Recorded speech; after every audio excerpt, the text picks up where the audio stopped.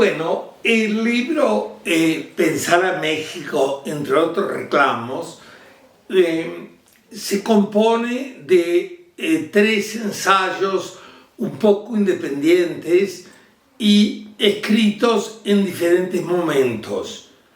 Esto implica que hay repeticiones entre los ensayos.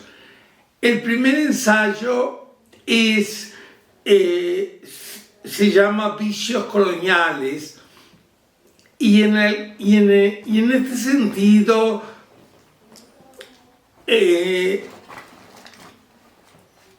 creo que hay una diferencia entre mi actitud o mi estudio o mi investigación del llamado postcolonialismo o también en otras ramas de colonialismo. Hay una pequeña diferencia en el sentido en que yo hablo de vicios coloniales, es decir, de ciertas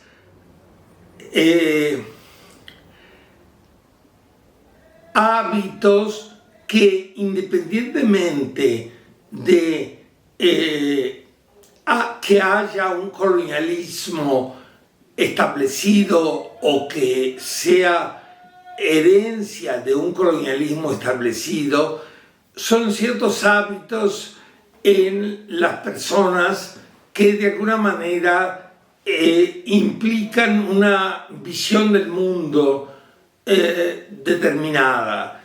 Esos tres hábitos los llamo con un lenguaje un tanto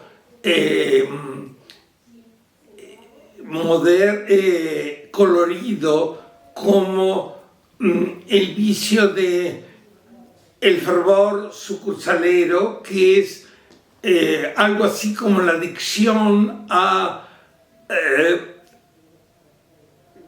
hacer de cualquier cosa una sucursal en nuestras repúblicas. Es decir, tanto de una manera intelectual como no intelectual, convertir cualquier cosa en una especie de franquicia.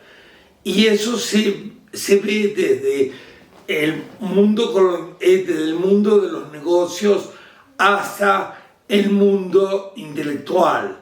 Nuestra incapacidad para, de alguna manera, crear nosotros mismos nuevas ideas o nuevos productos, sino que transformar toda nuestra actitud en una franquicia. Y a eso le llamo el vicio del fervor sucursalero. Junto con eso, hablo también de un afán de novedades. Es decir, creo que es una virtud estar abierto y la curiosidad, pero hay también una manera en que la curiosidad se vuelve patológica, y a esa curiosidad patológica es a lo que llamo el afán de novedades. Y el problema es que los vicios suelen también producir los vicios opuestos. Y entonces, en lugar de reaccionar frente a esos dos vicios con una actitud creativa, fresca e innovadora, reaccionamos con una especie de entusiasmo nacionalista que tampoco lleva a ningún lado. Entonces, ese es el tema básico del primer trabajo, aunque luego introdujo una especie de esquema de la filosofía en México en el siglo XX, que es un esquema que de alguna manera ya había presentado en otros trabajos, pero que me pareció útil introducirlo en este primer trabajo de este libro. El segundo trabajo tiene como dos partes. El segundo estudio tiene como dos partes.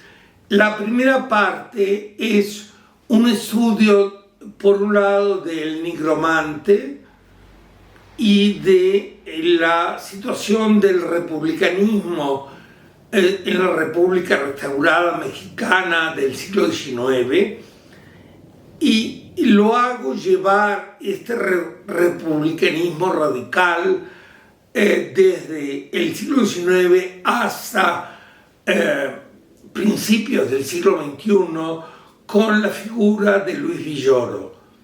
Es decir, la primera parte de este capítulo, de este segundo capítulo, es una especie de fragmento de historia de las ideas, donde voy desde el republicanismo de la República Restaurada hasta Luis Villoro. Y en la segunda parte de este segundo capítulo, lo que hago es una discusión entre, de alguna manera, cuál sería la utilidad de la filosofía mexicana o latinoamericana, por qué la deberíamos de incluir en el estudio de la filosofía en general. Y entonces tomo una pequeña discusión entre dos profesores de origen mexicano, pero que son profesores importantes en los Estados Unidos.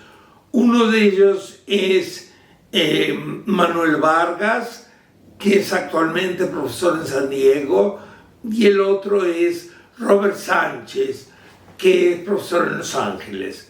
Y entonces, de alguna manera, trato de ver cómo ellos muestran que la filosofía en general y la filosofía latinoamericana o mexicana puede ser un recurso importante.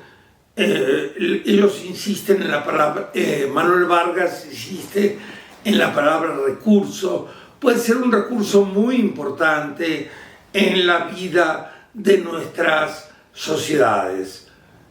El tercer estudio, el tercer capítulo, parte de la controversia entre dos figuras que en su momento fueron muy importantes en México. Una es la figura de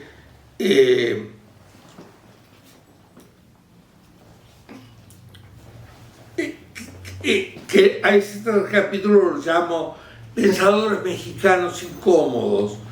Y el primero de estos pensadores mexicanos incómodos fue Emilio Uranga, que en su momento fue considerado algo así como una figura genial, sobre todo en su juventud, y un conversador de una inteligencia enorme.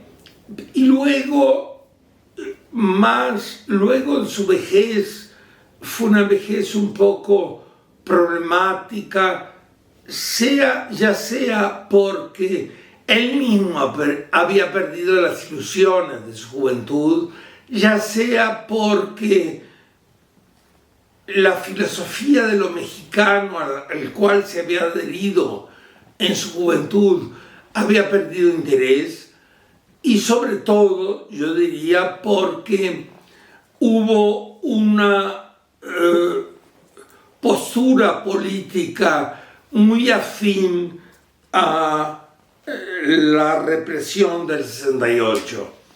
Entonces, la figura de Emilio Uranga, que como había dicho, como se podría decir, quizá el libro de Emilio Uranga, en lugar de análisis del ser del mexicano, hubiera sido más interesante y de mayor proyección que se hubiera llamado Ser y Accidente, un poco en paralelo al libro de Heidegger, Ser y Tiempo. Se podría haber llamado Ser y Accidente, porque justamente lo que Uranga subraya es la accidentalidad de nuestro ser, no solamente de los mexicanos, sino del ser humano en general.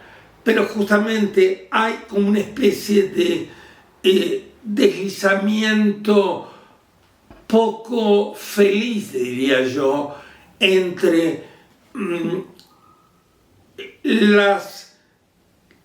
enfrentamiento o el análisis del mexicano y de sus características con el análisis de cualquier ser humano. Hay como una especie de deslizamiento, de confusión, que me parece que hace que el libro no sea tan bueno como debería ser.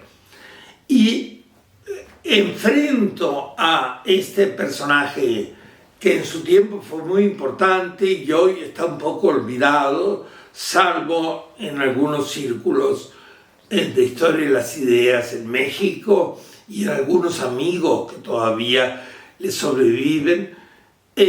Junto a este personaje le contrapongo el personaje de Revueltas. Revueltas no es en sentido estricto un pensador, sino que José Revueltas sobre todo lo conocemos como un novelista importante de su época. Pero además de un novelista, fue una especie de marxista heterodoxo que siempre de alguna manera quedó mal con todas partes. Mientras algunos lo detestaban por ser marxista, el Partido Comunista de alguna manera lo excluía de sus filas por ser heterodoxo. Y entonces, en la primera parte de ese tercer estudio, contrapongo estas dos figuras. Y luego, de alguna manera, sigo estudiando algunos reclamos que se pueden hacer en relación cuando uno intenta pensar a México. De alguna manera, este sería una especie de presentación brevísima del libro.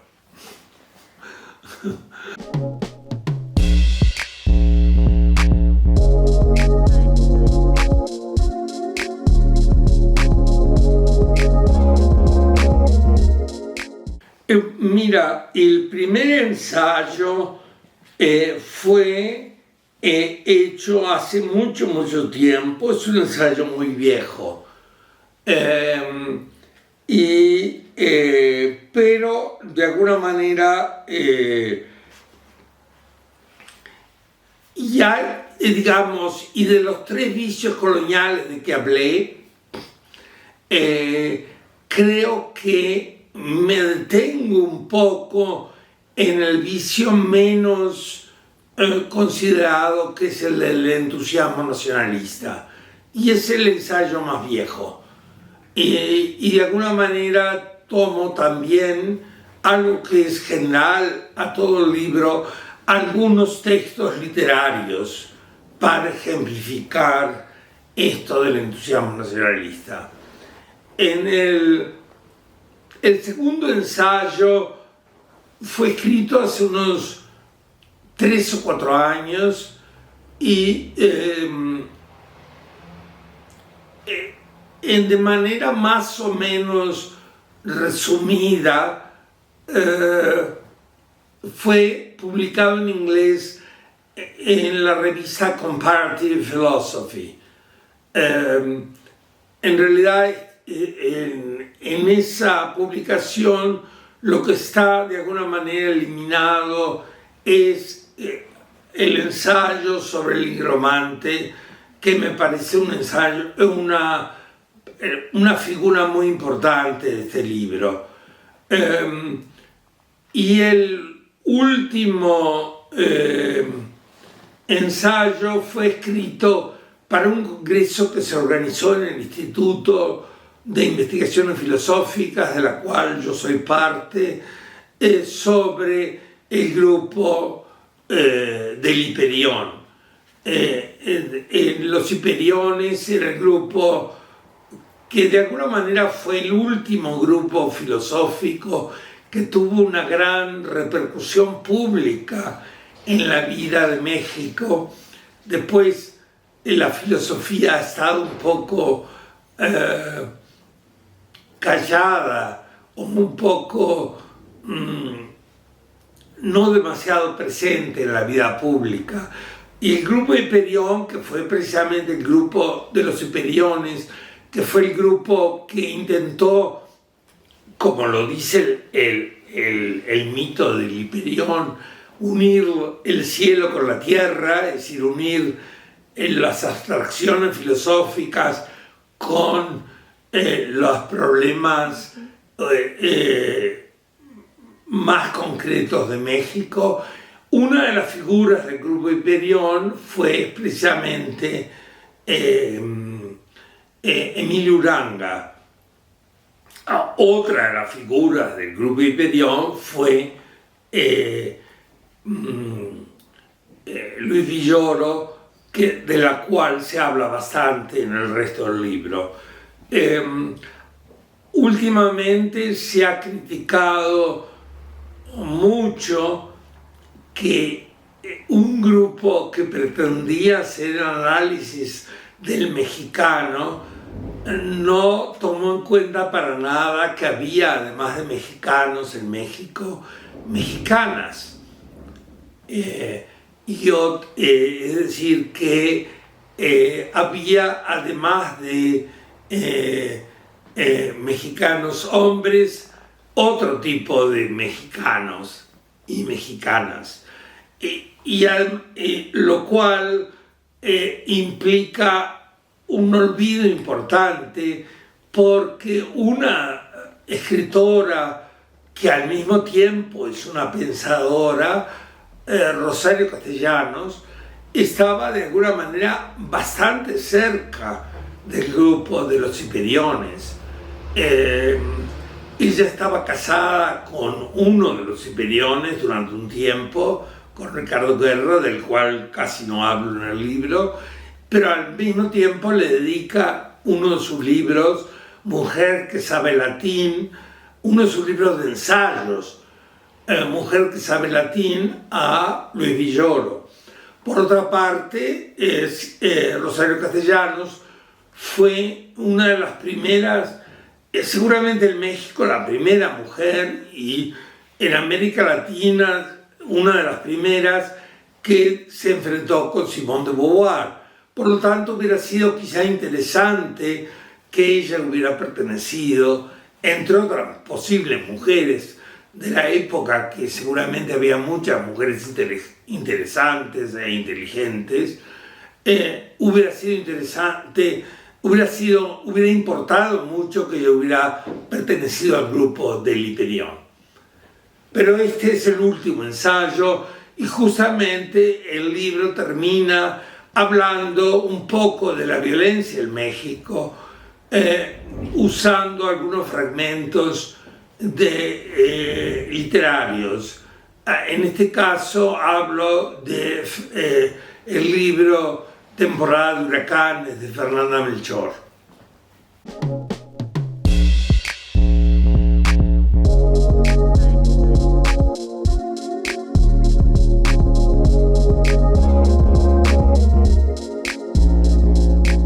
Sí, básicamente sí. Uno va cambiando un poco de enfoques, sí. Va cambiando un poco de lo que considera más importante cuando uno atiende algo, pero básicamente, de alguna manera, los tres ensayos fueron de alguna manera corregidos por mí cuando se publicó el libro y el año pasado, y por lo tanto de alguna manera estoy de acuerdo con todo lo que digo en el libro.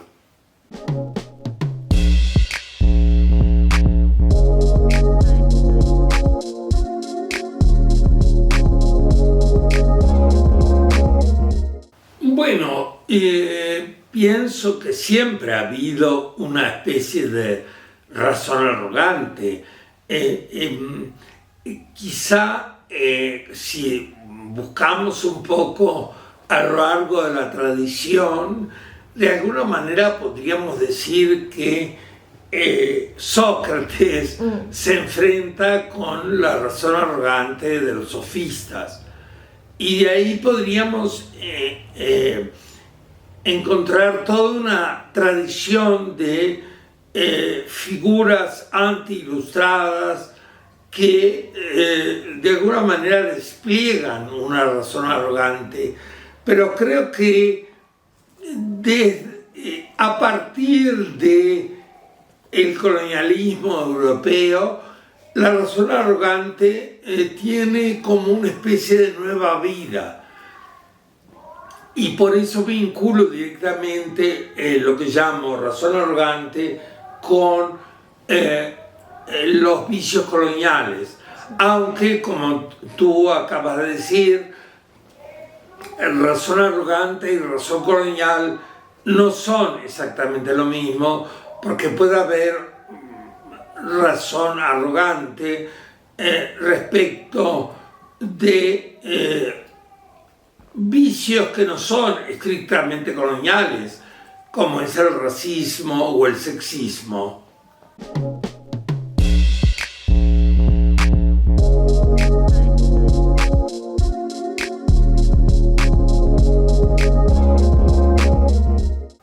Sí, en el sentido de que de alguna manera cuando tenemos miedo, el miedo es una de las causas, creo, de la razón arrogante.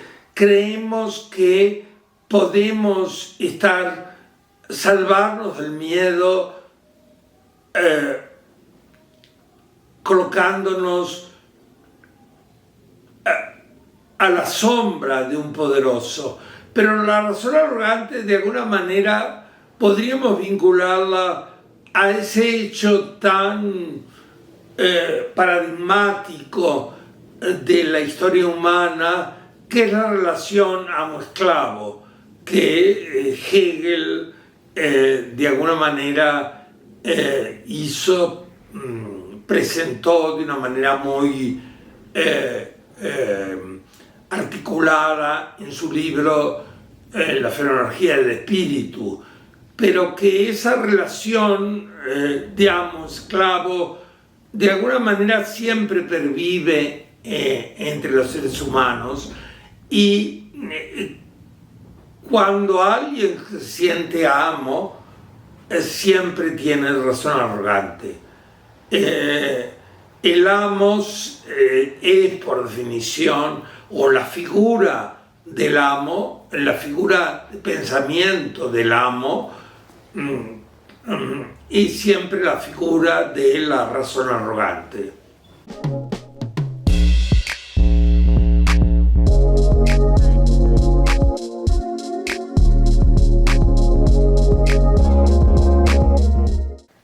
No viene como una consecuencia necesaria, pero viene como una resistencia a la razón arrogante. Mostrar de que de alguna manera todos somos vulnerables y todos somos errantes de alguna manera en la tierra. Y justamente que no necesariamente nos podemos autoelogiar y considerar superiores a otros porque ocupamos ciertos lugares, porque esos lugares son siempre perecederos. De alguna manera, la razón porosa es la razón que escucha. La razón porosa es la razón que de alguna manera ha hecho de la gramática de la escucha un oficio. Y cuando uno escucha siempre diferentes perspectivas, diferentes posiciones.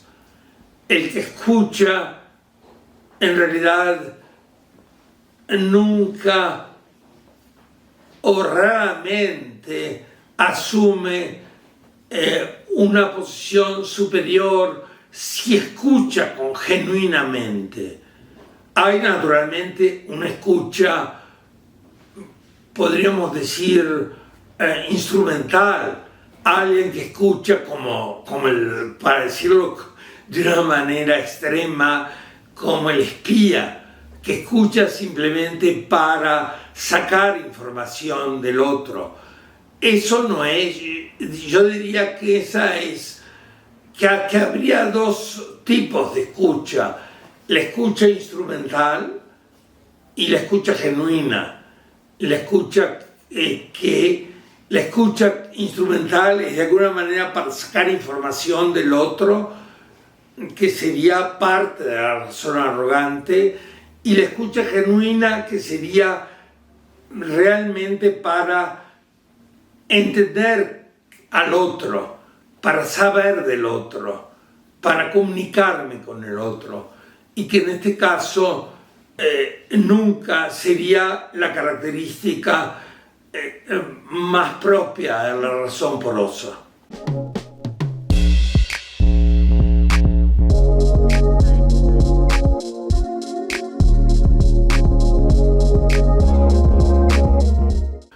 Sí, es una escucha que quizá vayamos, esos dos tipos de escucha, la escucha instrumental y la escucha comunicativa, para llamarla de alguna manera, son dos tipos de escucha que vamos aprendiendo a lo largo de nuestra vida. Y a veces, inevitablemente, tenemos que hacer una escucha instrumental porque nos sentimos con miedo o nos sentimos arrinconados, y entonces decimos, bueno, vamos a saber cómo salimos de esta. Pero la escucha comunicativa sería la escucha genuina, cuando yo me abro a la otra persona, yo me abro al otro. Esta sería la escucha importante, la escucha, podríamos decir, un poco usando una especie de oxímoron, podríamos decir que tenemos una escucha cerrada y una escucha abierta.